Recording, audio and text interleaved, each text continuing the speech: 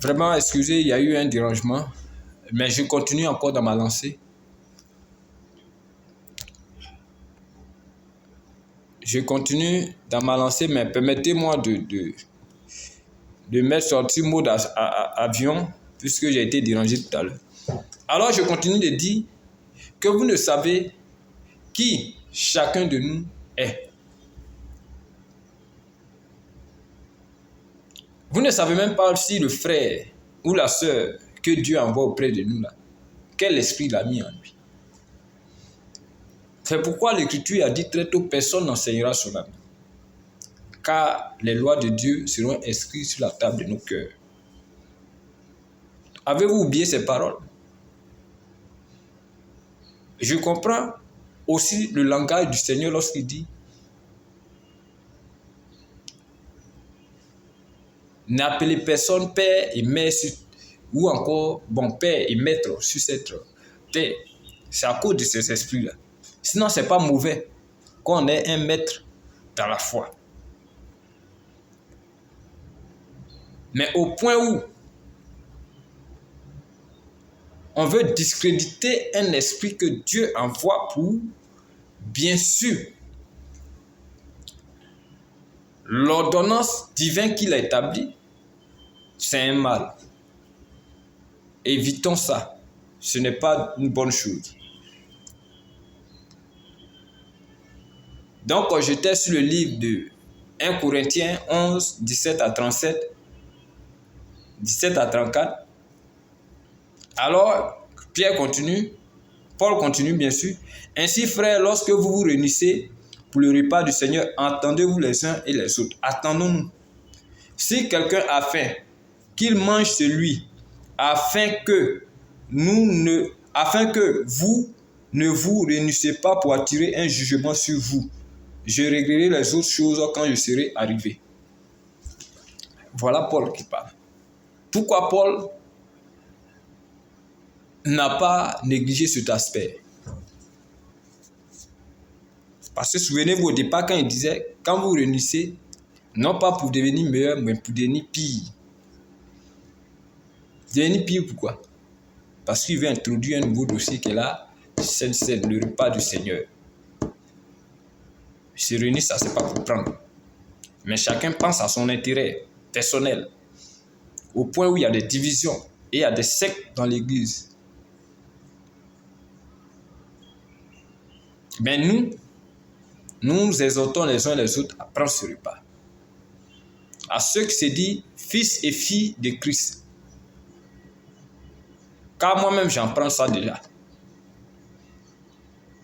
Pour ce faire, c'est du pain sans levain, pas d'autres matières, du pain à farine simple, sans levain, sans levure et bien sûr une coupe de pain, une coupe de vin.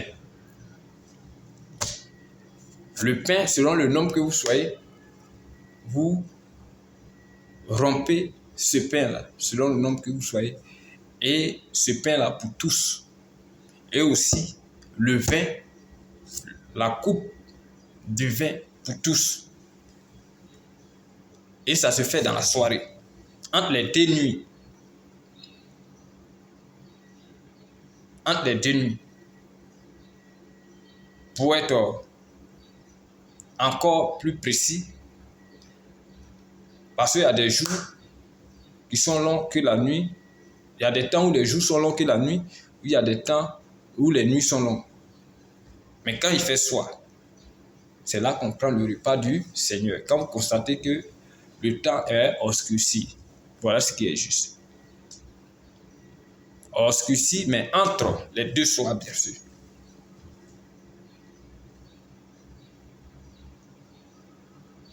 Faisons-le. Et c'est juste. Cela marque l'unicité de l'esprit. Bien, nous allons entamer l'autre volet, qui est la dîme. Nous voyons cette doctrine-là être développée sur la toile, par ceux même que nous avons cru un temps soit peu, en eux. Mais avec la plus grande déception, nous avons constaté que ces thèses selon lesquelles la dîme est considérée comme l'impôt du ciel ou doit être payé et que c'est une obligation, on va examiner ensemble la nouvelle alliance. Puisque souvenez-vous qu'il y a eu deux alliances. L'alliance temps mosaïque et l'alliance christique. Voici les deux alliances.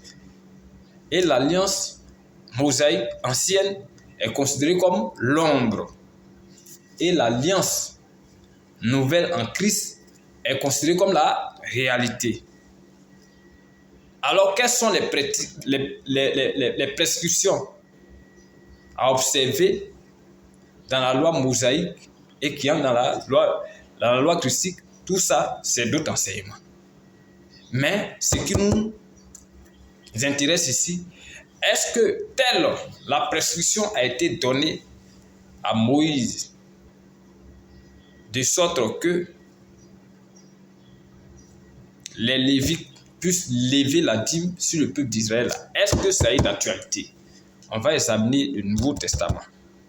D'ailleurs, même vous-même, quand vous parcourez le Nouveau Testament, avez-vous une fois vu où le Seigneur a exigé cela? Avez-vous une fois vu où les apôtres ont exigé cela? Car nous devons être édifiés sur le fondement des apôtres, lesquels apôtres ont imité le Seigneur. C'est pourquoi Paul a dit, imitez-moi comme moi-même je suis imitateur de Christ. On va voir dans le Nouveau Testament si la dîme est toujours d'actualité. Et pour commencer, on va lire Matthieu 23, 23.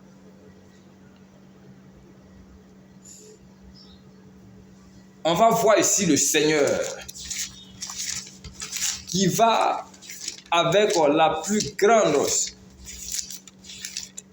colère mater les pharisiens, les religieux de son temps.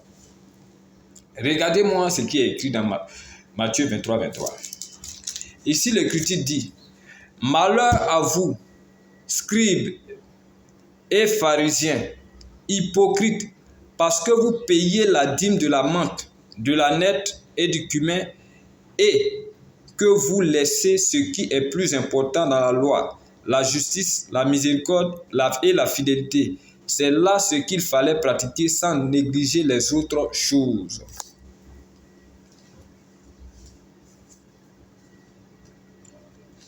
Quand l'Écriture dit « Malheur à vous qui payez la dîme de la menthe, du cumin et de la nette », c'est des plantes.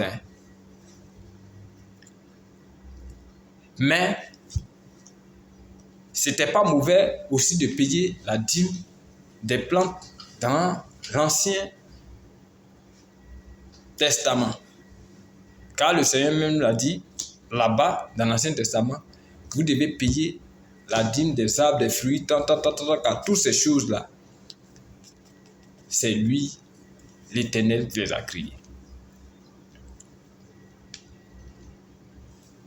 Dans l'Ancien Testament. Et dans le Nouveau Testament, il dit malheur à vous qui payez la dîme de la menthe, de la nette et du cumin. C'est des herbes, comme je dis là, la menthe, cumin, la nette. Toutes ces choses-là, c'est des plantes. Mais c'est le mot dîme ici, là, qui ressort, qui m'importe. Hein? Le Seigneur a balayé ces pratiques. Et j'en viens.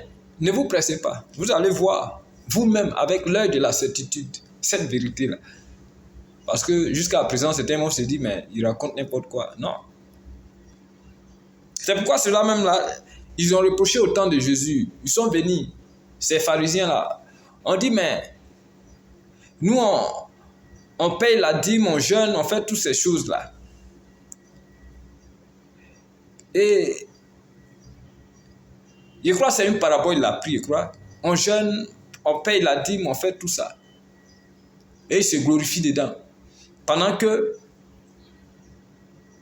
celui qui disait qu'il est insensé,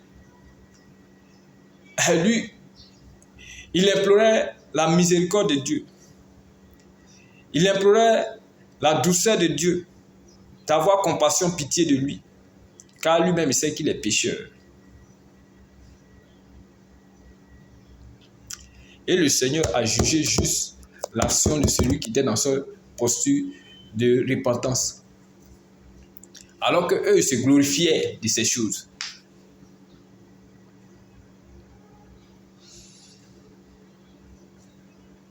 Bien-aimés, ce dont je veux dire, ou bien ce que je parle là, ce que je dis là, c'est très subtil.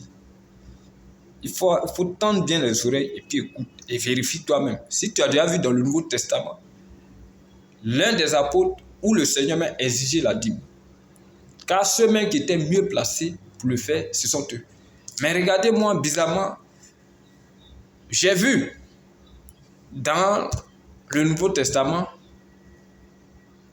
les gens payer l'offrande, ou du moins faire l'offrande. Mais regardez, vous-même, je vais lire Luc 21, 1 à 4. On va lire et vous allez vous-même voir. Luc 21, 1 à 4. Ici, Jésus ayant levé les yeux, vit les riches qui mettaient leur argent dans le tronc. Il vit aussi une pauvre veuve qui y mettait 2 petites pièces. Et il dit, je vous le dis en vérité, cette pauvre veuve a mis plus que tous les autres, car c'est de leur superflu que tous ceux-là ont mis des offrandes dans le tronc, mais elle a mis selon le nécessaire de tout ce qu'elle avait pour vivre. Voici un exemple d'offrande. Mais l'Écriture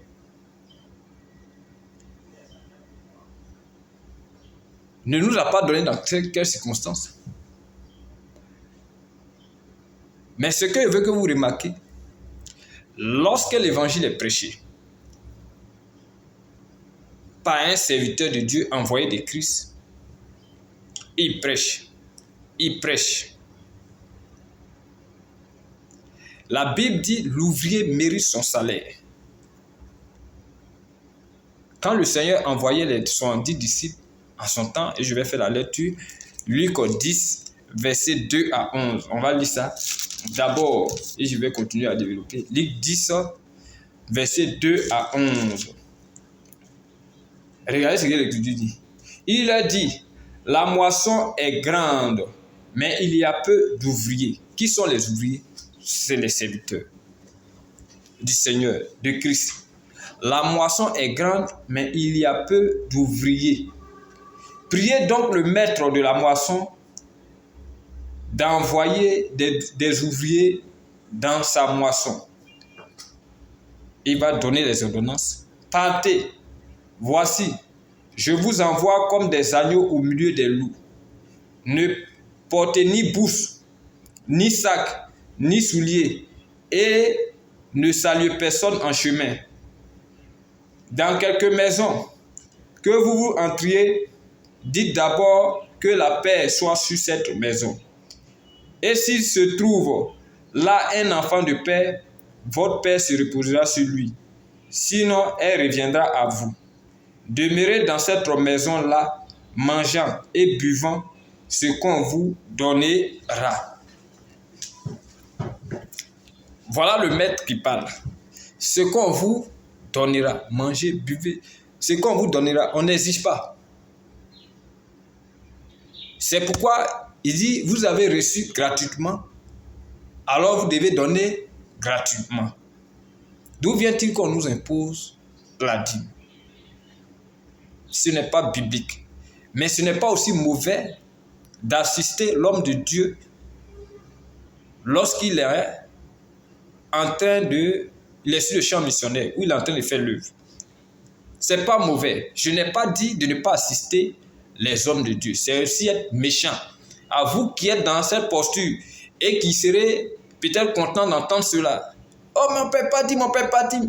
Alors que c'est la méchanceté, la gourmandise qui est en vous là, qui s'exprime là.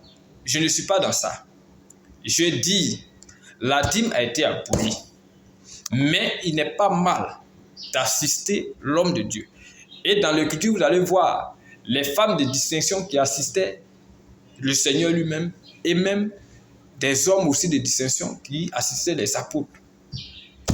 Ils les assistaient de leur bien. C'est ce qui devait être prêché.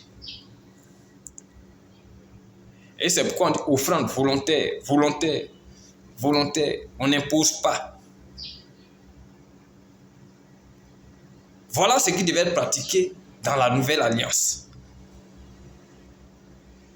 C'est-à-dire que quand tu prêches ce qu'on te donne là, c'est-à-dire que c'est le Seigneur qui a convaincu ce dernier là, il t'a donné. Et tu le prends. Car l'ouvrier mérite son salaire. C'est de ça qu'il s'agit. Et l'Écriture continue. Il dit quoi? Demeurez dans cette maison-là et mangeant et buvant ce qu'on vous donnera. Car l'ouvrier mérite son salaire. Voilà ce que je disais. L'ouvrier mérite son salaire. N'allez pas de maison en maison. J'ai dit Luc 21. Non, Luc 10, le verset 2 à 11. Et nous sommes au verset 8. Dans quelques villes que vous entriez, où l'on vous recevra, mangez ce qui sera présenté. Guérissez les malades qui s'y trouveront et dites-leur, le royaume de Dieu s'est approché de vous. Mais dans quelques villes où vous entriez et où l'on ne vous recevra pas, allez de ces rues et dites, nous secouons contre vous la poussière même de votre ville qui s'est attachée à notre pied. Sachez cependant que le royaume de Dieu s'est approché. Et c'est ce que je suis en train de faire. Sachez cependant que le royaume de Dieu s'est approché par cette vérité qui sort de ma bouche. Quiconque verra cela comme de l'imposture, quiconque verra cela comme quelqu'un qui a déserté et qui est sans issue, sache que tel que nos pères ont été envoyés par Christ et ils ont secoué les pieds pour en quelque sorte maudire ceux qui n'ont pas reçu la parole là.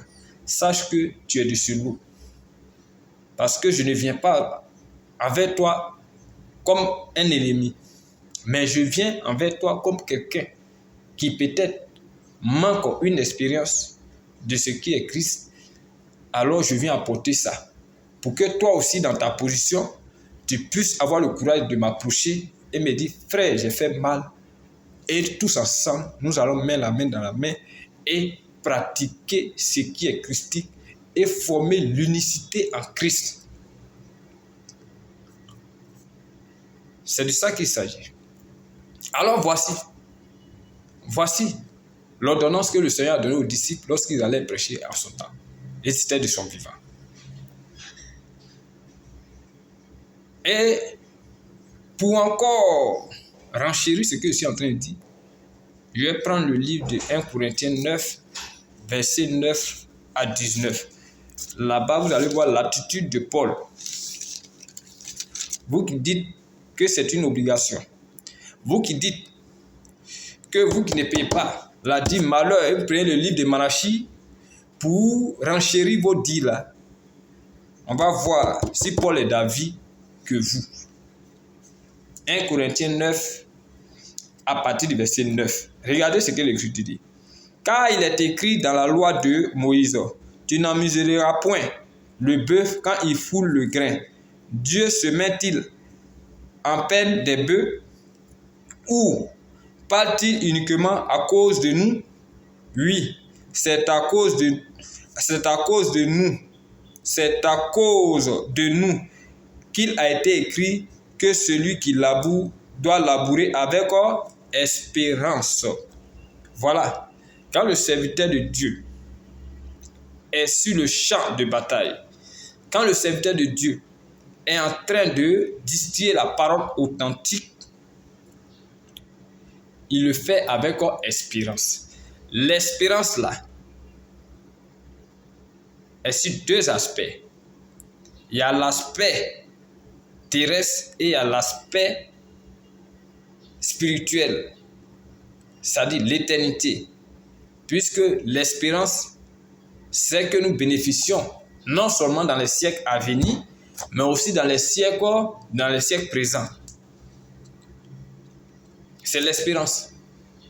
Sans toutefois imposer à quelqu'un un droit quelconque, disant que si tu ne fais pas ça, tu es maudit. Ce sera de la méchanceté. Et ce sera mettre un obstacle à l'évangile de Christ. Paul va parler. Et il continue. Il dit, il laboure avec espérance. Et celui qui foule le grain, foulé avec l'espérance dit avoir part. Si nous sémons parmi vous les biens spirituels, est-ce une grosse affaire si nous moissonnons vos biens temporels? C'est en cela qu'il faut assister les hommes de Dieu. C'est la méchanceté de l'assemblée que Paul dirait en ce temps-là qui l'a mené à dire ça. Mais là, il va être clair dans ce qu'il va dire dans son développement. Écoutez bien. Il continue au verset 12. Si d'autres jouissent de ce droit sur vous, n'est-ce pas plutôt nous d'en jouir? Mais nous n'avons point usé de ce droit, au contraire. C'est un droit d'assister l'homme de Dieu.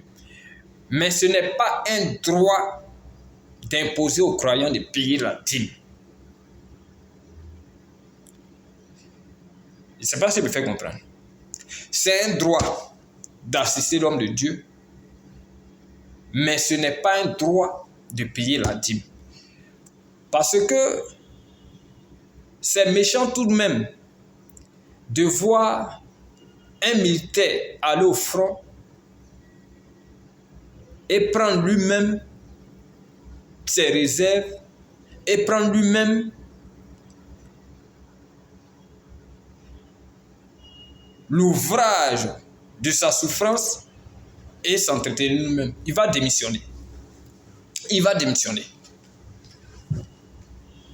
Mais Christ qui est fidèle et qui nous a appelés, je crois que rien ne peut lui résister. Et Paul va en venir à ces choses. Je vais lire pour être moins bavard et vous prendre assez de temps. Il dit au contraire, nous souffrons tous afin de ne pas créer d'obstacles à l'évangile de Christ. Ne savez-vous pas que ceux qui remplissent les fonctions sacrées sont nourris par le temple, que ceux qui servent à l'autel ont part à l'autel? Ça, il parle des dispositions de l'Ancien Testament où les Lévites étaient dans les temps d'assignation et qui servaient à l'autel. Ceux-là, ils étaient nourris par le temple, par la dîme et tout ce que le peuple leur apportait là-bas. Mais ici, il dit encore, c'est une comparaison, il est en train de faire, mais une comparaison qui n'est pas raison. À vous qui mettez dans la tête que c'est la comparaison, mais une comparaison qui dénote du même ou encore de ce qui est. Ça dit ça s'assemble. Non, c'est pas ça de ça que Paul parle. Paul est en train de faire l'image qui a été donnée là-bas là.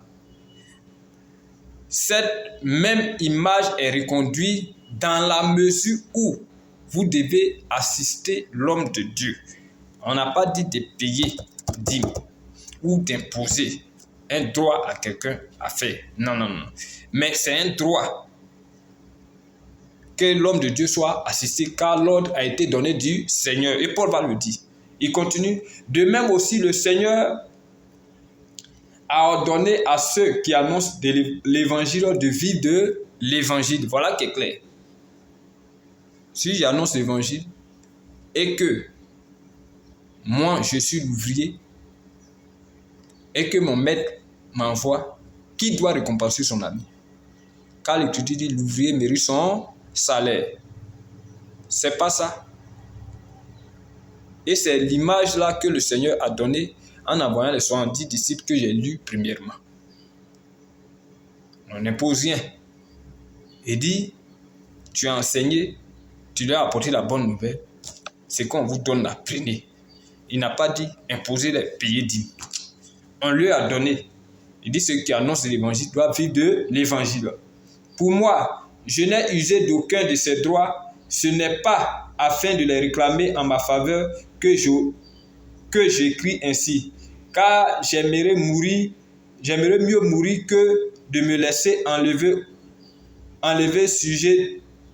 ce sujet de gloire. Si j'annonce l'évangile, ce n'est pas pour moi un sujet de gloire, car la nécessité m'en est imposée. Et malheur à moi si je n'annonce pas l'évangile. Malheur à moi si je n'annonce pas l'évangile. Si je le fais de bon cœur, j'en ai la récompense. Si je le fais malgré moi-même, c'est une charge qui m'est confiée. Vous avez la récompense ou bien c'est une charge qui vous est confiée? C'est subtil, hein, ce sujet-là. Mais je viens. Ne vous pressez pas. Vous allez voir. Si vous êtes trop pressé, arrive en retard. La fin d'une chose vaut mieux que son commencement. Je sais pourquoi je procède ainsi. Écoutez-moi et suivez-moi. Vous allez voir. Et il continue. Quelle est donc ma récompense? C'est d'offrir gratuitement l'évangile que j'annonce sans user de mon droit de prédicateur de l'évangile. Car bien que je sois libre à l'égard de tous, je me suis rendu serviteur de tous afin de gagner le plus grand nombre. Alors que le Seigneur a dit, le plus petit d'entre vous, c'est celui qui servira les autres. Et c'est celui plus petit qui servira les autres là qui sera le plus grand. Le plus petit d'entre vous, c'est celui qui sera le plus grand. Serviteur, servi. Et c'est ce que je fais ce matin. Je vous sers à travers la parole authentique en vous apportant deux sujets qui constituent le fondement même du christianisme et qui est négligé par tous, qui n'est pas pris au sérieux. Avez-vous porté Christ dehors ou avez-vous Christ en vous? Jugez en vous-même. Voilà. Il dit, quelle est ma récompense? Quand vous prenez cette histoire des voiles, Paul a l'habitude de parler comme ça. Il parle tantôt d'une manière, tantôt d'une autre. Et si tu as un esprit qui n'est pas aiguisé par l'Esprit de Dieu, tu vas être embarqué par la manière dont Paul dispose pour écrire. Tu vas attraper la tête là, sans toutefois voir la conclusion. Et la tête que tu as pris là, il te dit que c'est l'enfer. Et c'est la même chose, le développement qui déroule. Il dit, si je le fais de bon cœur, j'en ai la récompense. Mais si je le fais malgré moi, c'est une charge qui m'est confiée. Quelle est donc ma récompense? C'est d'offrir gratuitement l'évangile que j'annonce sans user de mon droit de prédicateur de l'évangile. Voilà. C'est de prêcher. Vous avez reçu gratuitement, donnez aussi gratuitement. Comme je le fais, qui m'a envoyé dit? Qui m'a envoyé l'argent? Mais je le fais. Et je sais que beaucoup d'esprits ne seront pas contents. Mais ils seront aigris, mais c'est rien. Ils ne peuvent rien me faire aussi. Parce que celui qui a droit et quitus d'avoir nos vies en main, c'est celui-là qui me tient et qui me fait mettre devant cette caméra et de mettre à nu toutes ces faussetés doctrinales. Et c'est ce que je fais. Parce que c'est une joie pour moi de le faire. Et ma récompense, c'est le Seigneur qui va le permettre au moment opportun. Et je suis déjà récompensé. Alors, voici le développement de Paul. Et ce même Paul-là, il va nous parler encore d'Hébreux 7. Mais bien avant, je voudrais qu'on lise l'Ancien Testament pour voir à qui même l'ordre même a été donné pour lever la dîme. On va prendre Nombre 18 à partir du verset 21. Si vous ne, ceux qui sont partis là, ils sont perdus. Hein? Ils sont partis, ils sont perdus. Parce que ce qui se passe là, c'est un tournant. C'est un tournant des choses de Dieu. Nombre 18, 21. Regardez là-bas, à qui l'ordre a été donné de lever la dîme. Nombre 18, à partir du verset 21. Il dit, l'Écriture dit, je donne comme possession aux fils de Lévi tout dîme d'Israël pour le service qu'ils font le service de la tente d'assignation. Le service de la tente d'assignation. Êtes-vous dans la tente d'assignation? Voilà la question auquel ces ouvriers de malheur doivent répondre. Êtes-vous dans la tente d'assignation? Si vous êtes là-bas, continuez de prendre la dîme. Mais si vous n'êtes plus là-bas, sauvez votre tête et prêchez l'évangile gratuitement, comme la nouvelle alliance recommande. C'est à eux. Et cela me donne la force de descendre dans le livre d'Hébreux 7. Et là-bas, Paul va vous faire la démonstration en ce qui concerne cette fausseté qui est partout, ça et là. Et les gens pratiquent cela et ils sont à l'aise. Parce qu'ils se remplissent les poches, ils se remplissent le ventre et ils croient que c'est Dieu qui sert. Mais je crois que vous avez votre rôle à jouer. C'est pourquoi quand les disciples se plaignent comme quoi il y a des gens qui sont en train de parler du Seigneur, ils disent mais si ils ne travaillent pas pour disperser, laissez-les faire. Vous travaillez pour rassembler et je suis d'accord que le Seigneur vous récompense dans ce sens. Mais si vous voulez être encore plus d'accord avec le Seigneur, faites association avec ce qu'il dit. Et réunissons-nous. Faisons un dans le Seigneur. Et pratiquons la volonté du Seigneur. Et ainsi, nous serons tous agréés et nous serons tous véritablement les vrais fils et filles de Dieu. Et nous allons adorer notre Seigneur dans la communion fraternelle, dans la fraction du pain et dans les prières. Et nous allons persévérer dans l'enseignement de nos pères les apôtres. Et ainsi, notre joie sera grande. Il n'y aura pas d'acception de personne, mais nous aurons des leaders humbles. Nous aurons des hommes qui ont la crainte de notre Seigneur Jésus-Christ et qui ne n'essaieront même pas de piétiner sa parole, mais qui vont penser aux âmes que le Seigneur leur a envoyées en les assistant de tout ce que le peuple, ceux qui sont nantis dans le peuple, vont pouvoir déposer aux pieds des apôtres. Parce que voilà quelque chose qui trompe encore, qui est très subtil. Et on pense que dans le temps apostolique, les gens ont déposé tout ce qu'ils vendaient là aux pieds des apôtres. Les gens pensent que c'est les apôtres qui mangeaient ça seul. C'est faux, hein? Ils ne mangeaient pas ça seul. Ils prenaient pour apporter l'équilibre dans l'assemblée, de sorte qu'il n'y ait pas d'indigents, il n'y ait pas de très pauvres. Ils faisaient en sorte que tous puissent prendre leur repas en simplicité de cœur et que tous puissent véritablement comprendre qu'ils sont un en Christ. C'est pourquoi quand Ananias et Saphira ont voulu ruser avec l'Esprit de Dieu, ça les a tués. Vous qui pensez quand on peut prendre engagement et puis renier, ne pas accomplir cet engagement-là, vous croyez que c'est à Dieu que vous avez parlé? Eux là, ils ont menti au Saint-Esprit, ils sont morts. Après, vous allez dire, ce jour les connaissait. Qui ce jour les connaissait? On parle de Dieu. Si celui qui est en face de vous a dans son cœur la table, les instructions de la loi de Dieu sur la table de son cœur, dites Amen. Ne le combattez pas. Ou ne le reniez pas. Sinon, vous allez faire fausse route. Et vous allez combattre sans le savoir l'Esprit de Dieu. Mais dans un tel combat-là, qui va sortir victorieux?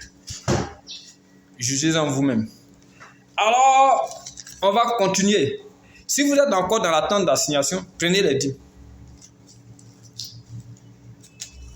Si vous êtes lévite, prenez les dîmes.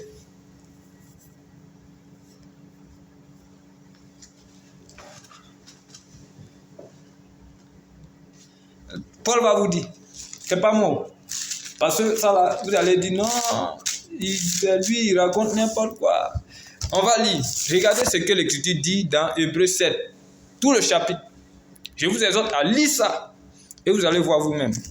En effet, ce Melchisédek, roi de Salem, sacrificateur du Dieu très haut, qui alla au-devant d'Abraham lorsqu'il revenait de la défaite des rois, qui le bénit, et à qui Abraham donna la dîme de tout, et qui est d'abord roi de justice d'après la signification de son nom, ensuite roi de Salem, c'est-à-dire roi de paix, qui est sans père, sans mère, sans généalogie, qui n'a ni commencement de jour, ni fin de vie, mais qui est rendu semblable au Fils de Dieu.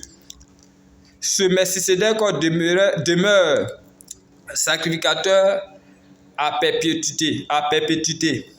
Considérez combien est grand celui auquel le patriarche Abraham donna la dîme du butin. Ceux des fils de Lévi qui exercent le sacerdoce ont d'après la loi l'ordre de lever la dîme sur le peuple. Pourquoi Paul fait cette précision? Ceux des fils de Lévi qui exercent le sacerdoce ont d'après, on n'a pas dit d'après la loi. Or, est-ce que nous sommes sous la loi? Répondez-moi. On n'est pas sous la loi, tu es d'accord avec moi? Alors on continue. L'ordre de lever la dîme sur le peuple, c'est-à-dire sur leurs frères, qui cependant sont issus des reins d'Abraham, et celui qui ne tirait pas d'eux son origine. C'est-à-dire qu'on veut parler de Melchisédek, qui est rien d'autre que le Seigneur Jésus-Christ. Il ne tirait pas d'eux son origine. Paul va développer pour dire quoi? Puisque les Lévites là, c'est à eux c'est sur eux que le sacerdoce reposait. Alors que c'est-à-dire que le nouveau règlement qui est Christ, ce sacerdoce qui est intransmissible et qui est Christ, la Bible dit quoi? Que Jésus vient de la tribu de Juda. Juda ne fait pas partie des Lévites. Alors que c'est les Lévites qui devaient lever la dîme et que le nouveau sacerdoce qui vient, qui est intransmissible là, qui est de la tribu de Juda là, et que Moïse n'a rien dit de lui là, est-ce qu'il est encore possible de prendre la dîme? Car le sacerdoce étant changé, il y a aussi changement de loi. On va lire tout ça. Il dit, et lui qui ne tirait pas de son origine, leva la dîme sur Abraham. Il le bénit. Celui qui avait les promesses. Or, c'est sans contredit l'inférieur qui est béni par le supérieur. Et ici, ceux qui perçoivent la dîme sont des hommes mortels, c'est-à-dire les Lévites. Mais là, c'est celui dont il est attesté qu'il est vivant. De plus, Lévi qui perçoit la dîme l'a payé pour ainsi dire par Abraham, car il était encore dans les reins de son père lorsque Melchisédek allant au-devant d'Abraham. Si donc la perfection avait été possible par le sacerdoce lévitique, car c'est sur ce sacerdoce que repose la loi donnée au peuple, Qu'était-il encore besoin de parure un autre sacrificateur selon l'ordre de Melchisédek et non selon l'ordre d'Aaron?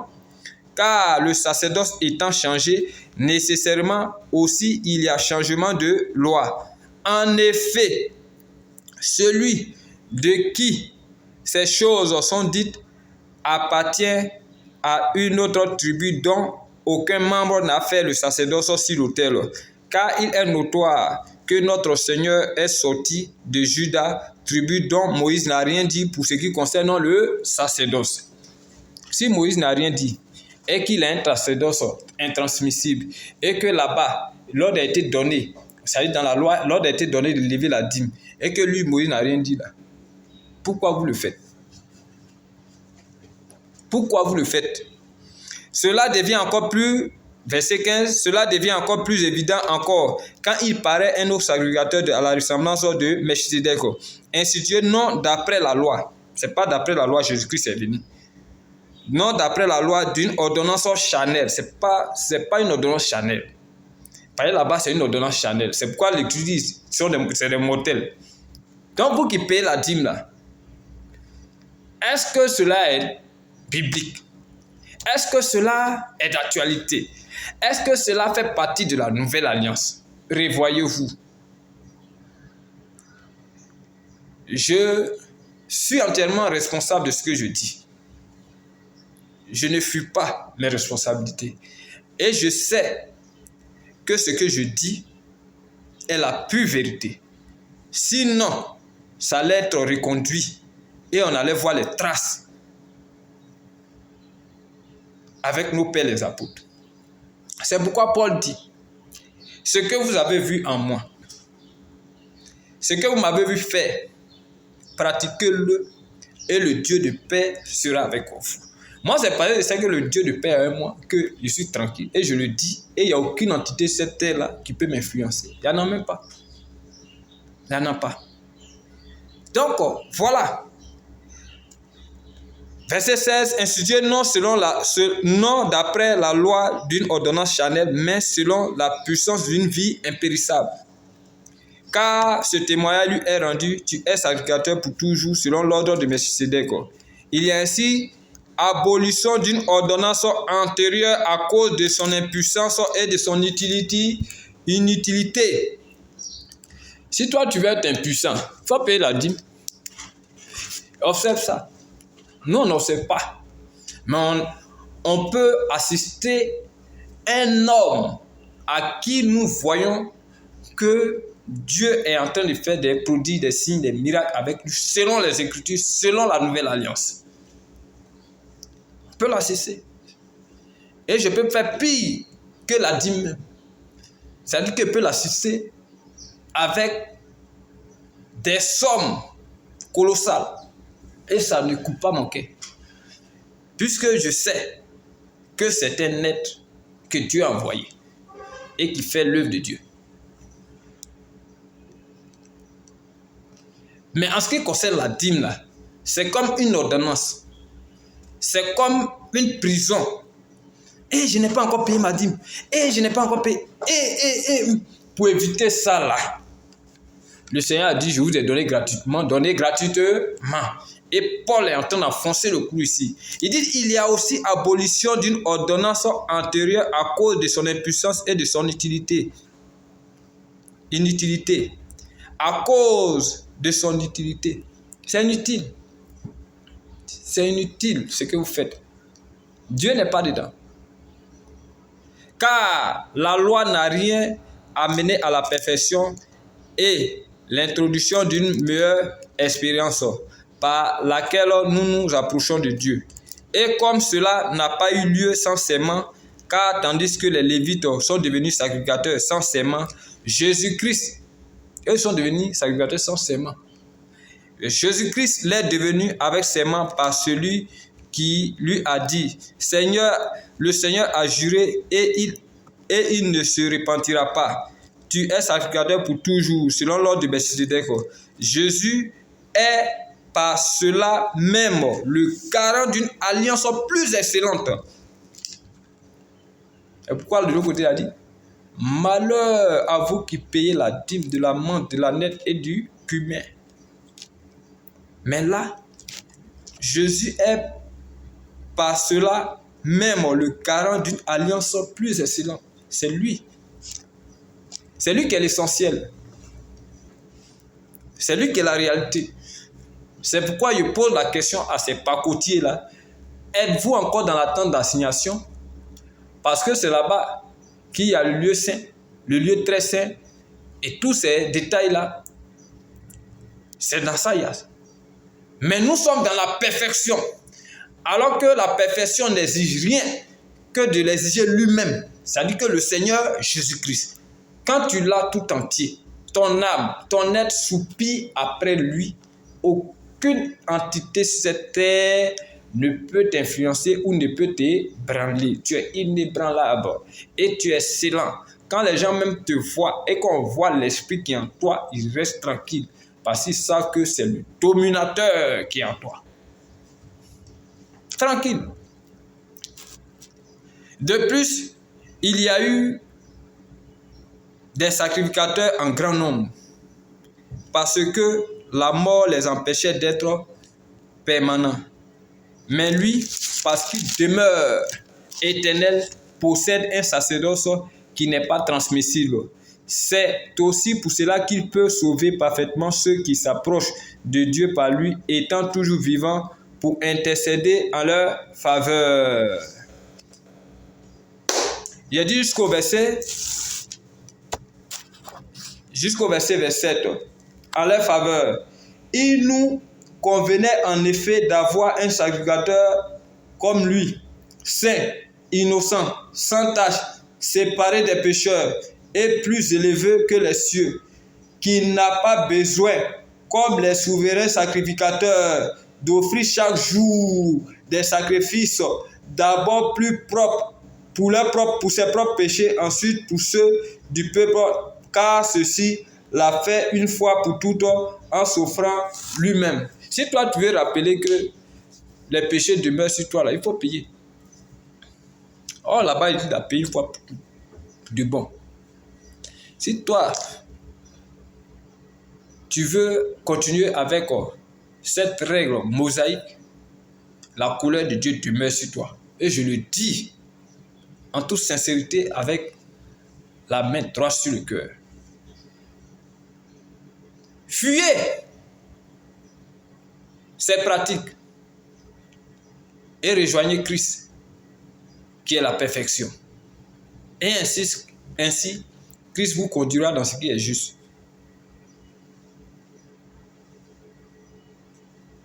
Certains vont penser que c'est faire preuve d'avarice que je suis en train de parler. Non, c'est écrit. De quoi avez-vous peur? Même prêchant l'évangile vrai, Dieu qui convainc les cœurs, qui convainc les âmes, il va mettre dans leur cœur de vous soutenir, sans toutefois imposer quoi que ce soit à quelqu'un.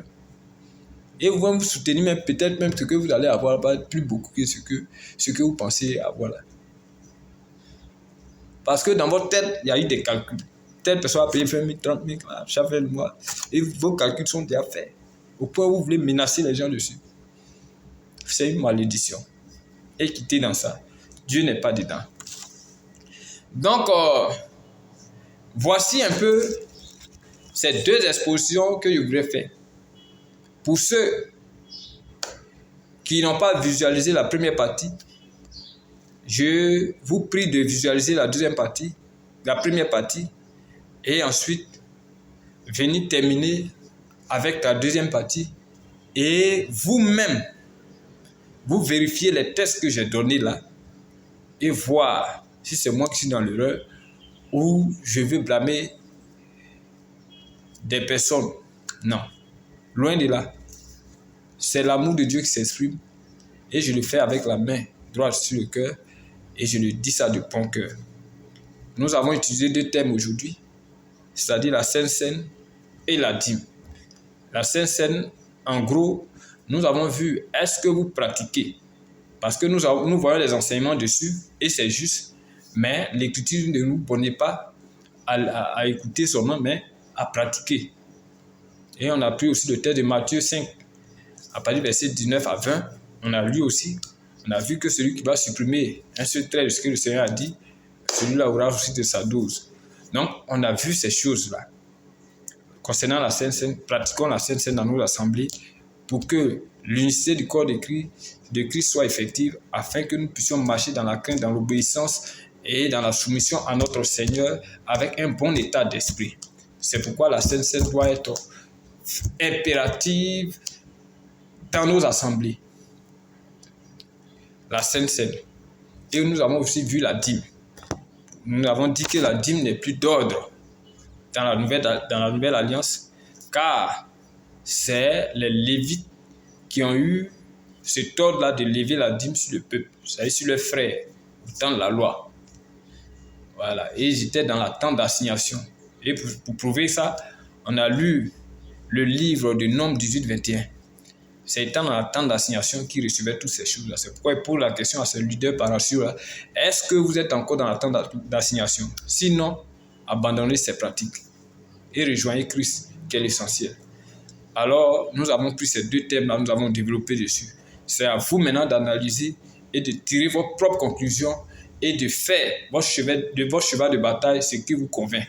Sinon, la vérité a été dite et je crois que je me suis lavé les mains. Aussi, nous allons développer très prochainement sur le caractère d'une communauté appartenant à Christ. Quel est le caractère d'une communauté appartenant à Christ? Nous allons aussi développer dessus. Mais d'abord, je veux voir les esprits qui vont ces idées. Et en fonction de leur orientation ou en fonction des préoccupations qui seront données, on va soulever un autre dossier encore concernant l'évolution de ceux qui se disent envoyés de Dieu mais qui ne le sont pas. En cela, notre Père dans la foi, Paul a eu raison en disant que ce sont des faux apôtres. Ce sont des faux apôtres. Ne vous enseignez pas ce qui est de Christ. Et vous ne pratiquez pas dans vos assemblées ce qui est de Christ. C'est pourquoi l'hypocrisie est manifeste là-bas. Jetez un œil, un regard profond dans ce qui se passe et vous aurez la certitude de ce qu'il dit. Et je crois que, voilà, pour le reste, Dieu va faire. Le Seigneur Jésus-Christ va faire. Et encore, shalom. Que Dieu bénisse tous ceux-là qui ont écouté et qui ont pris le temps pour écouter, et que sa grâce soit manifeste sur ceux qui vont accueillir cette parole-là comme étant un présent, un cadeau venant du ciel, et que le Dieu Tout-Puissant qui convainc et qui connaît son peuple puisse les attirer afin que nous puissions tous former l'unicité de son corps et qu'ils viennent. Le souci de nos leaders, est-ce qu'ils veulent que le Seigneur revienne? Et qu'ils viennent et que nous prenions le repas, nous rompons le pain du Seigneur et que sa grâce encore soit manifeste au milieu de nous. Shalom à tous et que Dieu vous bénisse. Soyez toujours au rendez-vous et partagez cette vidéo afin que elle puisse faire le tour du monde et montrer la pratique christique qui devait être véritablement faite. Que Dieu vous bénisse encore. Shalom.